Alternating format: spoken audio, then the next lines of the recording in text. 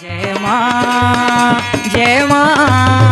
गुरुवर गुरुवर जय मां गुरुवर गुरुवर।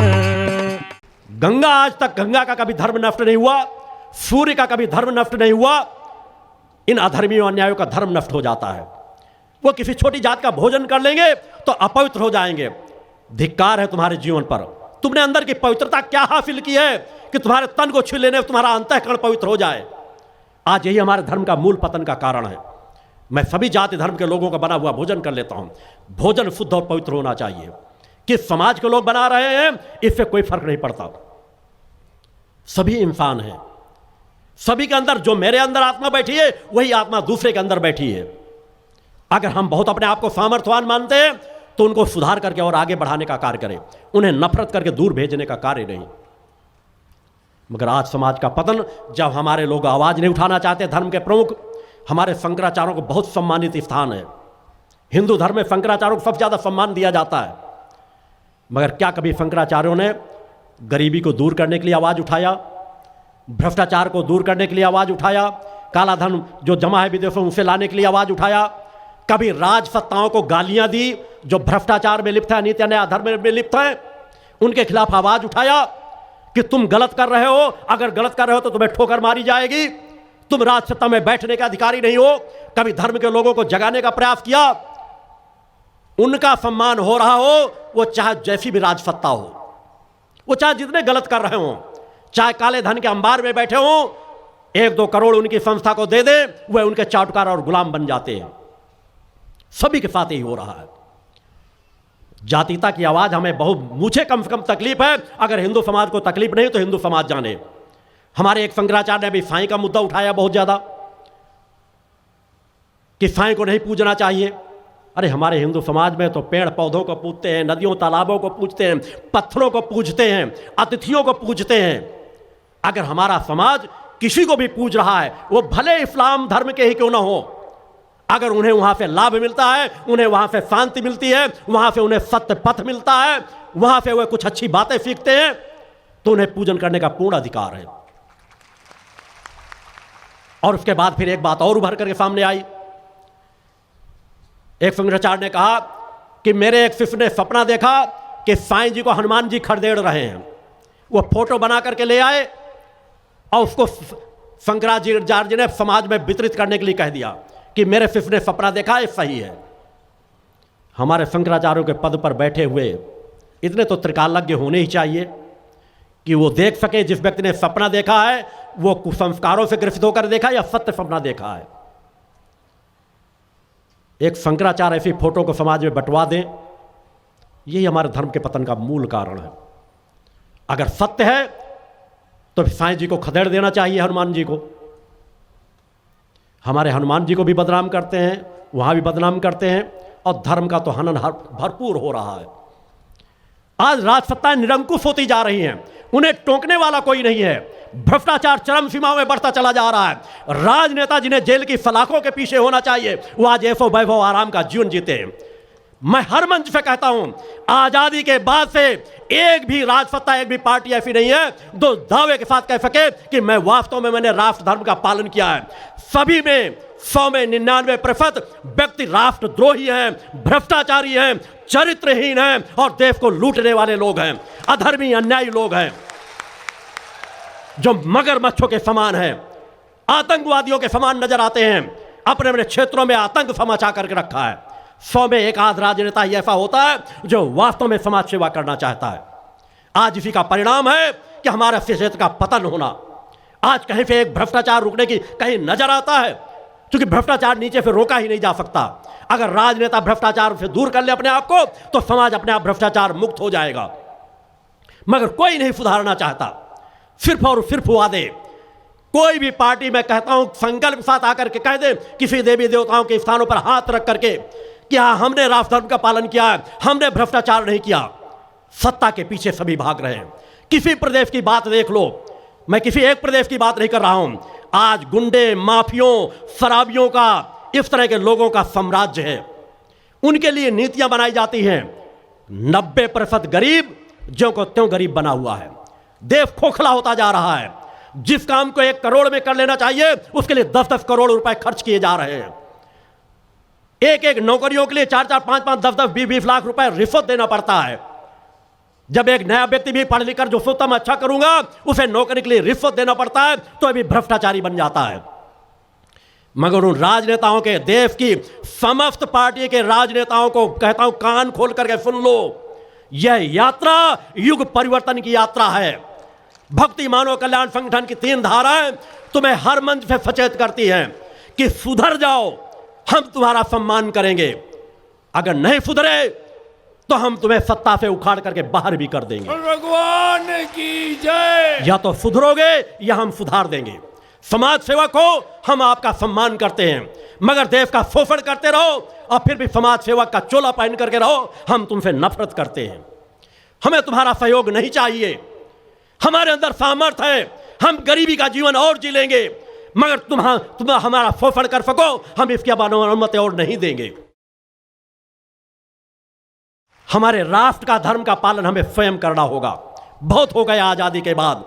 आज अगर आजादी के बाद ईमानदारी सच्चाई से कार्य किया जा रहा होता तो आज मेरा मानना है देश का कोई भी व्यक्ति गरीब नहीं होता। हर गांव तहसीलों में बड़े बड़े अस्पताल खुले होते, बड़े बड़े ऐसे विद्यालय होते, बच्चों को दूसरे प्रदेशों पर भेजना होता पढ़ने के लिए, नौकरी के लिए दूसरे प्रदेशों में जाना ना पड़ता, लोगों को अपने घरों को त्यागना ना पड़ता। रोडें, सड़कें, बिजली, पानी, सड़क, इसके लिए आवाज न उठानी पड़ती। आज एक सामान्य कर्मचारी, बाबू, मास्टर यदि कोई अपने वेतन को 5% बढ़ाने की बात करे तो उसे लाठी खाना पड़ता है। और सत्ता पे बैठे हुए अधर्मी अन्यायी राजनेता देखते ही देखते अपना वेतन 10 गुना बढ़ा लेते हैं। इन्हें कौन टोकेगा? क्या इन्हें हम स्वतंत्र छोड़ देंगे? वास्तव में राष्ट्रद्रोही केवल वही नहीं है जो आकर दूसरे देशों में आकर हमारे देश में आकर आक्रमण करते हैं या राष्ट्रों की भाषा बोलते हैं। राष्ट्रद्रोही वे भी हैं जो हमारे देश को लूट रहे हैं, काला धन ले जाकर विदेशों में जमा कर रहे हैं, और जो हमें छल रहे हैं, वो सभी दोषी हैं। अब मेरा मानना है एक भी पार्टी ऐसी निगाहों में नजर नहीं आती जो समाज से जो वादे करती हो उसको पूरा करती हो। उन्हें सचेत होने की जरूरत है, जागने की जरूरत है। यह परिवर्तन का चक्र चल रहा है, वक्त लगेगा, मगर इस नींव को डिगाने की सामर्थ्य किसी राजसत्ता में नहीं है। कृष्ण भगवान की जय। क्योंकि इसकी नींव सत्य धर्म पर आधारित है। यह नींव सुख वैभव नहीं भोगना चाहती, लोगों को सुख वैभव बने उसकी नींव का पत्थर बनना चाहती है। और हमें पूर्ण विश्वास है, मैं सब चीज, अगर मैं किसी समाज को चिंतन देता हूं तो मैं भविष्य भी देखता हूं। समाज में बहुत बड़ा परिवर्तन आना है। अगर हमने इन राजनेताओं, धर्माधिकारियों का हाथ छोड़ दिया तो समाज में सिर्फ दंगे और फसाद होंगे। हर धर्म में धर्म के ठेकेदार बने हैं। कोई कह रहा है कि हम तुम्हारे, अगर हमारे घर की कोई एक लड़की भगा ले जाएगा हमारे धर्म की, तो हम दूसरे के धर्म की 10 लड़कियों को भगा ले आएंगे। धिक्कार है तुम्हारे धर्म के ठेकेदार बनने पर। ऐसा वातावरण नहीं बनाओगे कि ऐसी घटनाएं ही ना हो, हम उन्हें सुधार सकें। हमारा रक्षात्मक प्रणाली अगर इतनी कमजोर है, तुम्हारे घर की अगर लड़की भग जाती है तो तुम्हारी कमजोरी है, दूसरे की नहीं। तुम अपने बच्चों को ऐसे संस्कार क्यों नहीं दे पाते कि तुम्हारे बच्चों को कोई भटका कर न ले जा सके? कमी तुम्हारी है। और अगर ऐसे अपराध होते हैं, उन अपराध का परिणाम ये नहीं है कि अगर एक कोई अपराध करता है तो हम उससे बड़े 10 अपराध करें। याद रखो, अगर अपने समाज को उग्रवादी बना दिया, उस तरह की मानसिकता में तुमने ढाल दिया, तो समाज का पतन सुनिश्चित है। जिस समाज में उग्रता आ गई, उस समाज का पतन दुनिया की कोई ताकत नहीं रोक सकती।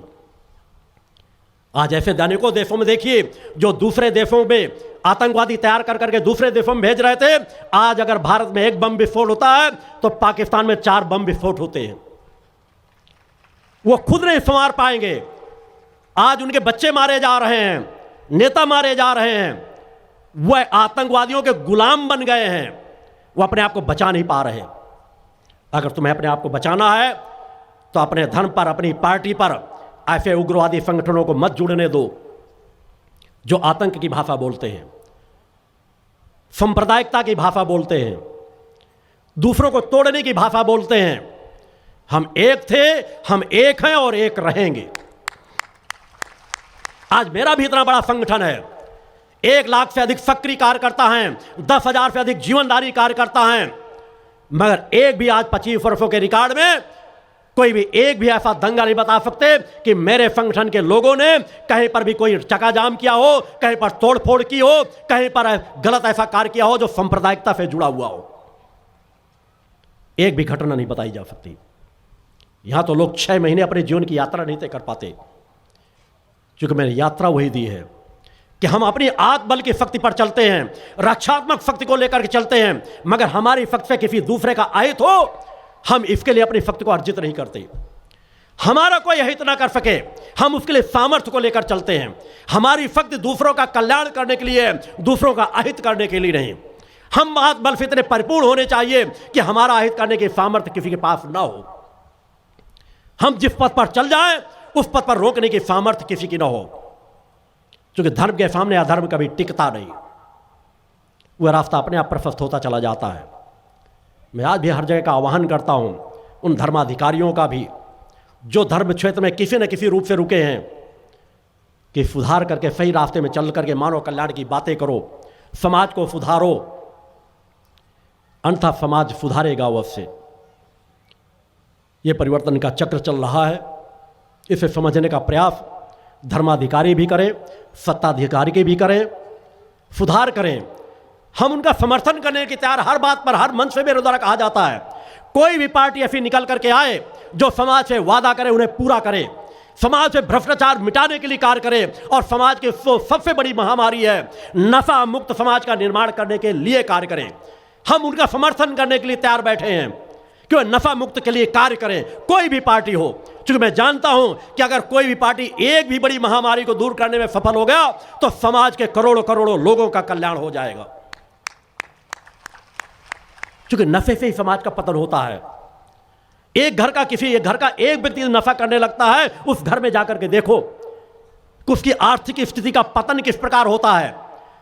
वहां रहने वाले उनकी पत्नियां कितनी वेदनाओं को, यातनाओं को सहती हैं, उनके बच्चियां कितनी यातनाओं को सहते हैं, उनका विकास किस तरह से अवरुद्ध हो जाता है, उनकी पढ़ाई लिखाई किस तरह से अवरुद्ध हो जाती है, कई उनके तन के कपड़े नहीं मिल पाते, बच्चों की फीस नहीं जमा हो पाती, बच्चों को पढ़ाई बीच में छोड़ना पड़ता है।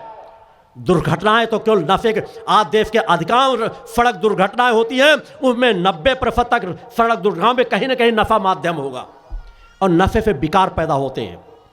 मनुष्य जब नशा करना प्रारंभ करेगा तो मनुष्य विकारी बनेगा ही। फिर चाहे बड़े बड़े कानून बना लो कि बलात्कार हो रहे हैं उनको फांसी दे दो, एक नहीं 100 को बीच चौराहे में खड़ा होकर के फांसी दे दो, मगर जिस नीति पर तुम चल रहे हो, अधर्म की नीति पर, 100 को फांसी देने के बाद भी बलात्कार नहीं रुकेंगे। चूंकि बलात्कार रोकना है तो समाज को चरित्रवान बनाओ, समाज को नशा मुक्त बनाओ, विकारात्मक चीजों को समाज के बीच से हटाओ। आज तो सम्मान उनका हो रहा है फिल्मी एक्टरों का, जिन्हें पैर से ठोकर मारना चाहिए, जो अश्लीलता परोसते हैं, नग्नता परोसते हैं, उनका सम्मान किया जाता है। बड़ी बड़ी पार्टियां जहां होती वहां जाकर के देखो कि समाज को शोषण कर करके करोड़ों करोड़ों रुपए कमाते हैं, और एक एक रात में करोड़ों करोड़ों रुपए किस तरह बर्बाद करते हैं। सब कुछ बर्बादी के रास्ते में चल रहा है। हमें नींव को सुधारना होगा। अगर समाज के इस पतन को रोकना है, हमें अपने धर्म की रक्षा करना है, हमें मानवता की सेवा करना है, हमें अगर सभी के धर्मों का सम्मान करना है, तो उसकी सबसे पहली कड़ी है नशा मुक्त समाज का निर्माण करना। और नशा मुक्त समाज का अगर निर्माण हो गया तो धीरे धीरे बहुत कुछ बदलता चला जाएगा। मैं सरकारों से भी यही कहता हूं, तुम अपनी कुछ योजनाओं को रोक दो, सड़क बिजली पानी कुछ कम कर दो, कुछ और नया टैक्स लगा दो, केवल समाज को नशे के व्यवसाय से दूर कर लो। समाज यदि नशा मुक्त हो जाएगा, उसकी कार्य करने की क्षमता, उसके बच्चों की बौद्धिक क्षमता, शारीरिक क्षमता, मानसिक क्षमता, आर्थिक क्षमता उनको खुद स्वतः विकास के पथ पर बढ़ा ले जाएगी। वो निरोगी काया जिएंगे, चैतन्यता का जीवन जिएंगे, राष्ट्र के रक्षक बनेंगे। आज राष्ट्र की बात करने वाले बड़े बड़े लोग, मुझे लगता है कि आजादी के बाद तक जरा सा सोच ही नहीं पैदा हुई, या उन राजनेताओं का दिमाग घुटने पे आ गया है जो राजनेता शराब के ठेके दें। आप स्वतः सोचो, एक पिता, राजा को पिता के समान दर्जा दिया जाता है, अगर कोई पिता अपने पुत्रों को शराबी बनाए, क्या वो सच्चा पिता हो सकता है? आज के राजनेता ठेके उठाते हैं, तो इसलिए टैक्स मिल जाएगा, पैसा मिल जाएगा, हम कुछ और भ्रष्टाचार को बढ़ावा दे देंगे। जगह जगह सरकारी ठेके, सरकारी शराब की दुकान, अगर सरकारी दुकानें शराब इनके ठेके दिए जाते हैं, आप स्वतः सोच जा सकते हो कि राजनेताओं की सोच कहां पर है। एक बार नहीं सोच पाते कि हमारा कर्तव्य क्या है। अगर वास्तव में उन्हें राष्ट्र धर्म का जरा सा कर्तव्य याद आ जाए तो एक दिन के अंदर सभी देश के ठेके तुरंत समाप्त कर देने चाहिए। तुम अपने बच्चों को शराबी बना करके, हमारे देश के प्रधानमंत्री भी बार बार ये कहते हैं हमारा देश युवा है, तो युवाओं को क्या शराबी बनाना चाहते हैं? क्यों नहीं ऐसा आदेश पारित किया जाता? अन्य पार्टियों से क्यों नहीं समर्थन मांगा जाता कि एक बार देश को नशा मुक्त बना दे? शायद देश का सबसे बड़ा कार्य यही होगा, एक युग का बहुत बड़ा कार्य कहलाएगा अगर देश के अंदर, भारत देश के अंदर एक भी शराब के ठेके, शराब की दुकानें ना हो, नशे की दुकानें ना हो। अपने आप समाज सुधर जाएगा। मगर 10% धूर्त अधर्मी अन्यायियों के लिए वही उनके आसपास नाचते रहते हैं जो शराबी हैं। रोज उनको शराब चाहिए, हर पार्टी में उनको शराब चाहिए, शराब परोसना है, शराब के बिना उनका जीवन नहीं चलता। उन 10% लोगों की बातें सुन ली जाती हैं और शराब के ठेके चल रहे हैं। 90% लोगों की बातें सुनी ही नहीं जाती कि आज कितनी 90% समाज प्रताड़ित है इससे। महिलाएं दुखी हैं, बच्चे दुखी हैं, युवा दुखी हैं। आज छोटे छोटे बच्चे, 6वीं 7वीं में पढ़ने वाले बच्चे नशे के शिकार हो रहे हैं। माता पिता सोचते हैं हमारे बच्चे पढ़ लिख करके अच्छे बनेंगे, महान बनेंगे, और वो शराबी बन करके वापस आते हैं, नशेड़ी बन करके वापस आते हैं। उन परिवारों से मिलो, देखो, सौभाग्य से पद मिलते हैं, धर्मगुरु का पद, राजसत्ताओं का पद, और राजसत्ताओं में बैठ करके हम केवल चंद लोगों के लिए कार्य करें, चंद उद्योगपतियों के लिए कार्य करें, चंद माफियाओं के लिए कार्य करें, उससे समाज का कल्याण नहीं होगा। गांवों की गरीबी देखो, गरीबों के घरों में जाकर के देखो, उनके दुर्द दर्द को समझ करके देखो, वो किस तरह का जीवन जीते हैं। रात्रि में नींद नहीं आएगी, भोजन का निवाला मुंह के अंदर नहीं जाएगा। कितने बच्चे भूखे सोते हैं, कितने बच्चे तन पर कपड़े नहीं होते, कितने बच्चे जब आप एसी के कमरे में सोते हो तो धूप की तपती हुई भूमि पर उनके पैरों पर जूते पहनने के लिए पैसे नहीं होते। माता पिता अपने बच्चों की फीस नहीं जमा कर पाते, विद्यालय से वापस बुला लेते हैं। उनके दुख दर्द को कौन सुनेगा? क्या यही लोकतंत्र है? क्या यही अधिकार समाज के पास है कि समाज को चाहो छलो लूटो? हर पार्टियां चुनाव के समय करोड़ों करोड़ों रुपए फेंक करके इस समाज को, मतदाताओं को केवल कुत्ता मान बैठी है कि उनको टुकड़े फेंकेंगे और ये बिक जाएंगे। बहुत खरीद चुके, अब समाज को जगाने का भी वक्त आ गया है। आप अगर अपनी सामर्थ्य लगा सकते हो तो जन कल्याण के कार्य में लगाओ। मैं भी आपका सहयोगी बनूंगा, हर मंच से कहता हूं। मेरी कोई कामना नहीं, मैं कामना रहित जीवन जीता हूं। मेरी सिर्फ कर्तव्य, जो मैंने संकल्प लिया है कि समाज में परिवर्तन ला करके छोड़ूंगा, समाज के लिए जो मैंने संकल्प लिया है, धर्म, राष्ट्र और मानवता के लिए एक ऐसी सशक्त नींव खड़ी करूंगा जिसे दुनिया की कोई ताकत हिला नहीं सकेगी। मुझे किसी भोग की कामना नहीं है। आओ, मैं आह्वान करता हूं, कोई पार्टी आगे बढ़ करके आए, भक्ति मानव कल्याण संगठन उनका सहयोग करने के लिए तैयार है। और अगर अनित अन्याय अधर्म के रास्ते में चलोगे तो तुम्हें एक बार नहीं, तुम जैसे अधर्मी अन्याय सत्ताओं को 100 बार चुनौती देने के लिए तैयार बैठा है। मैं गुंडे और माफियाओं का समर्थन कभी नहीं करता, गुंडे और माफियाओं के साम्राज्य का समर्थन नहीं करता। मैं उनका कट्टर विरोधी था और कट्टर विरोधी रहूंगा। हम कब तक सहते रहेंगे? हमारी भक्ति वही है कि ना हम गलत करें और ना गलत सहें। गलत होता हुआ देखें तो आवाज उठाएं, मगर गांधी जी के बंदर मत बन जाओ। वास्तव में गांधी जी के बंदरों का, 3 बंदरों का रहस्य समाज को गलत समझाया गया। एक बंदर मुंह पे हाथ लगाए है, एक कान बंद किए, आंख बंद किए है। बुरा मत कहो कहते हैं, बुरा मत देखो, बुरा मत सुनो। तो धूर्तो, ऐसा कहने वाले, या तुम्हारी बहन बेटियों की इज्जत लुट रही हो तो आंख बंद कर लेना, उनका करुण कुंदन मत सुनना, कान बंद कर लेना, मुख से आवाज विरोध में मत उठाना। अगर बंदर हो, बंदर की औलाद हो, अगर इंसान हो, इंसान की औलाद हो, तो खुली आंखें रखना, देखना कि क्या गलत हो रहा है और उस गलत को देखकर अपने अंदर विचार करना कि तुम्हारा क्या कर्तव्य है। अपने मुख को खोलना, अगर मुख में सामर्थ है तो गलत के खिलाफ आवाज उठाना, कानों के कर्ण करुण कुंदन को सुनना, और तुम्हारे हाथों में अगर सामर्थ है तो डट करके अनीति अन्याय धर्म का विरोध करना, तभी हो सकेगी समाज की रक्षा। गांधी जी के 3 बंदरों का उद्देश्य यह था कि गलत होते हुए देखो, अगर गलत हो रहा है उसका विरोध करो, आवाज उठाओ। बंदर हो तो बंद रखना। गांधी जी को अगर संदेश देना होता तो इंसानों को बैठाल करके कहते आंख बंद करो, कान बंद कर लो, मुंह बंद कर लो, बंदरों को ना तस्वीर ना बनवाते। तो अगर इंसान हो तो इंसानियत का फर्ज पूरा करो। जिस दिन तुम सजग हो जाओगे कि हम ना गलत करेंगे ना गलत करने देंगे, उस दिन से तुम मां के सच्चे भक्त बन जाओगे। क्योंकि मां आपको गलत करने की प्रेरणा नहीं देती। आधे घंटे आपने पूजा की, आरती की, वंदना की, और दिन भर समाज का शोषण करते रहो, गलत करते रहो, गलत होते देखते रहो, आवाज न उठाओ, यह तुम्हारी मां की भक्ति हो ही नहीं सकती। मां तुम्हें निश्चित है शांति प्रदान करती है, सदाचार प्रदान करती है। मां को शक्ति प्रदान करती है, शक्ति का स्वरूप है, कर्तव्य का बोध कराती है। जब तुम दूसरों का सहारा बनने लगोगे तो तुम्हारा सहारा परम सत्ता अवश्य बन जाएगी। अपने कर्तव्य का पालन करना सीखो, अपने धर्म का पालन करना सीखो। जिस दिन तुम अपने कर्तव्य और धर्म का पालन करने लग जाओगे, तुम्हारे अंदर की कोशिकाएं जागृत होने लगेंगी। सुषुम्ना नाड़ी का जीवन तुम सब जी रहे हो, मगर कहीं ना कहीं सुषुम्ना नाड़ी की शक्ति से अनजान हो कि सुषुम्ना नाड़ी जितनी हमारी चैतन्य होती चली जाती है, पूर्ण कुंडली चेतना जागृत करना हो सकता है हर एक के बस की बात ना हो, मगर कुंडली चेतना का सब बड़ा फल यही है कि उसकी जितनी ऊर्जा तुम प्राप्त कर लोगे उतनी तुम्हारी कार्य क्षमता बढ़ जाती है। तुम्हारी कार्य क्षमता सीमित नहीं है।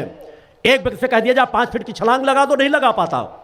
एक व्यक्ति जो प्रयास करता है, अभ्यास करता है, 20-20, 25-25 फीट की छलांग लगा लेता है। यह शरीर की ऊर्जा ही तो कार्य करती है। हमको चाहे जिस दिशा में बढ़ा दे, मेहनत परिश्रम करके कोई डॉक्टर, कोई इंजीनियर बन रहा है, कोई वैज्ञानिक बन रहा है, कोई किसी क्षेत्र में बढ़ रहा है, हम ऊर्जा का जिस रूप में उपयोग करना चाहेंगे उस दिशा में कार्य करें, वही ऊर्जा हमारी कार्य करने लगती है। सतोगुणी ऊर्जा को जगा करके देखो, बढ़ा करके देखो, सच्चे मन से मां की आराधना करके देखो, केवल भक्त ज्ञान और आत्मशक्ति मांग करके देखो। या देवी सर्वभूतेषु शक्ति रूपेण संस्थिता, नमस्तस्यै नमस्तस्यै नमस्तस्यै नमो नमः। पंच ज्योति शक्ति तीर्थ सिद्धाश्रम, मां की कृपा और गुरुदेव की अमृतवाणी का पावन संगम। एक ऐसी पवित्र भूमि जहां मां भगवती की ज्योति हर दिल को रोशन करती है, जहां परमहंस योगीराज श्री शक्तिपुत्र जी महाराज के चरणों में बैठकर हर मन की पुकार सुनी जाती है। पंच ज्योति शक्ति तीर्थ सिद्धाश्रम, जहां हर कदम पर साधना, हर सांस में भक्ति और हर पल में जन कल्याण की सुगंध बिखरती है। आओ इस अलौकिक यात्रा में शामिल हो और देखो कैसे एक आश्रम ने करोड़ों जीवन को बदला। युगवंदनीय धर्म सम्राट, युग चेतना पुरुष सद्गुरुदेव परमहंस योगीराज श्री शक्तिपुत्र जी महाराज के पावन चरणों में कोटि कोटि नमन, वंदन और प्रणाम। उनकी कृपा से एक ऐसी पवित्र स्थली का सृजन हुआ जो तप, योग, ध्यान और साधना का स्वर्णिम केंद्र है। यह है मध्य प्रदेश के शहडोल जिले की ब्योहारी तहसील में बसा पंचज्योति शक्ति तीर्थ सिद्धाश्रम, जिसकी नींव परम पूज्य गुरुवर्श्री ने 23 जनवरी 1997 को रखी। तब से यहाँ मां भगवती की अखंड ज्योति जल रही है और 15 अप्रैल 1997 से श्री दुर्गा चालीसा का अखंड पाठ अनंत काल तक जन जन के कल्याण के लिए गूंज रहा है। हर सुबह और हर शाम जब सूरज की किरणें और चांद की चांदनी सिद्धाश्रम को चूमती हैं, तब परम पूज्य गुरुदेव जी माता भगवती आदिशक्ति जगत जननी दुर्गा जी सहित सभी देवी देवताओं और सहायक शक्तियों की आरती करते हैं। इस पावन बेला में भक्तों के हृदय मां की भक्ति में डूब जाते हैं। मूल ध्वज साधना मंदिर में भी रोज सुबह शाम होने वाली आरती में भक्तों का समूह उमड़ता है। यहाँ हर मन की पीड़ा मिटती है, हर शरीर को शांति मिलती है और हर आत्मा को सुख, शांति व समृद्धि का आशीर्वाद प्राप्त होता है।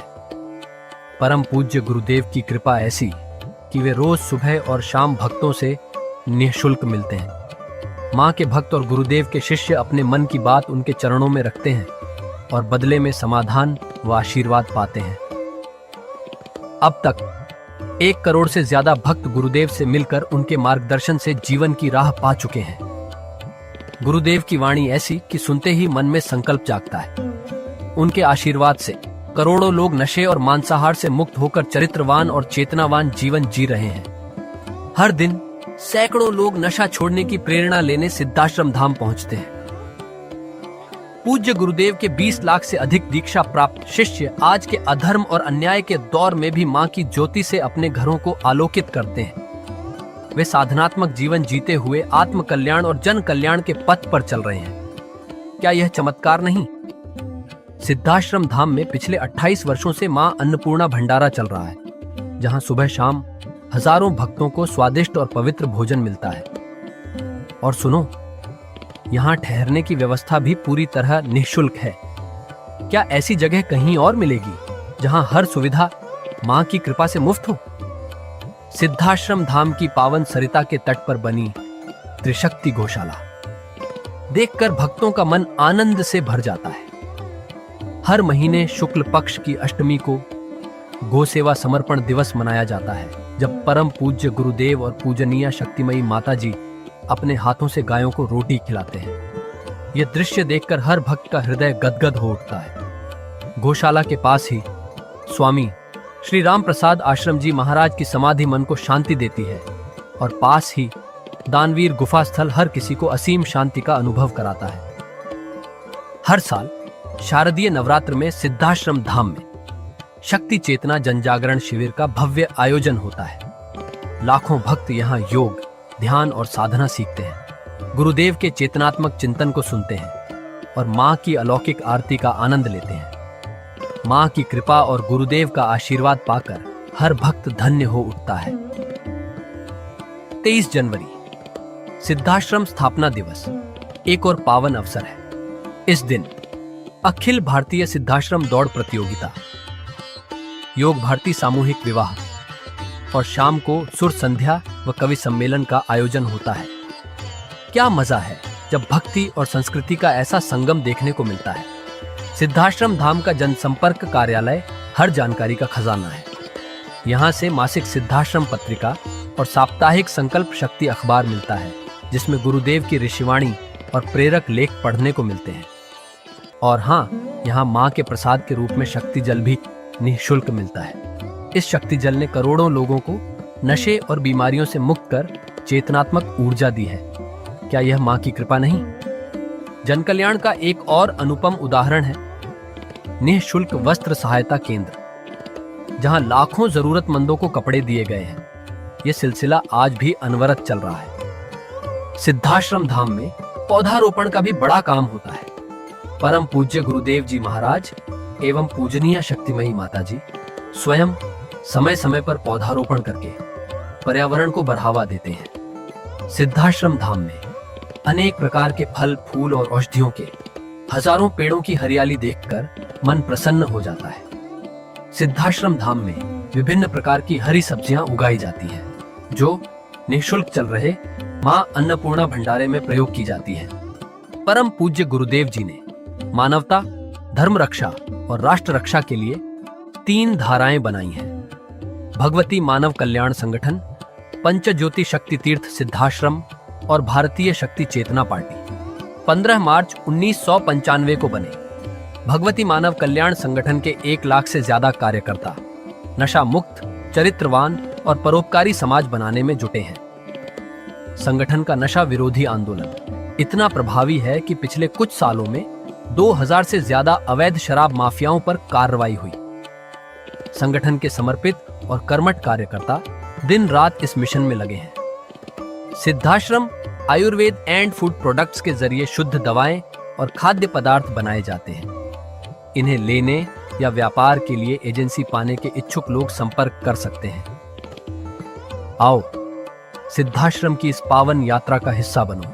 यहाँ माँ का अखंड गुणगान सुनो, साधना में डूबो और परम पूज्य गुरुदेव के दर्शन कर जीवन को धन्य करो। भगवती मानव कल्याण संगठन तुम्हें मानवता, धर्म और राष्ट्र की सेवा में शामिल होने का सादर न्योता देता है। जय माता की, जय गुरुवर की।